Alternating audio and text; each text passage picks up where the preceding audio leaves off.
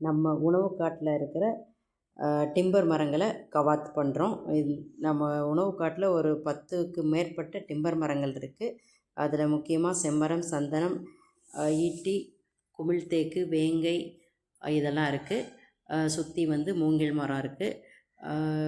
இந்த மரங்கள் வந்து பல மரங்களும் இருக்குது. ஒரே குழியில் 2 மரம், ஒரு பழமரம், ஒரு டிம்பர் மரம் அப்படி வச்சுருக்கோம். இந்த இதில் வந்து குமிழ் தேக்குலாம் நல்லா வந்திருக்கு. செம்மரம் வந்து நல்லா வந்திருக்கு. நம்மளோட சில இடங்களில் வந்து முள் சீத்தா வச்சுருந்தோம். அந்த இடத்துல இருந்த மரங்கள் வந்து முள் சீத்தா வந்து காஞ்சி போயிடுச்சு. அந்த இடத்துலலாம் செம்மரங்கள்லாம் நல்லா சிறப்பாக வந்திருக்கு. ஒரு 20 அடிக்கு மேலேயே வளர்ந்துருக்கு. நல்ல வளர்ச்சி. பழமரங்களுக்கு நிகராகவே டிம்பர் மரங்களும் இருக்குது. நல்லாயிருக்கு. இந்த மரங்களை கவாத் பண்ணுறதுக்கு, ப்ரூனிங் பண்ணுறதுக்குன்னு ஒரு டீம் இருக்குது. அந்த டீம்லாம் வந்து கொஞ்சம் நல்ல எக்ஸ்பென்சிவாகவே வாங்குகிறாங்க.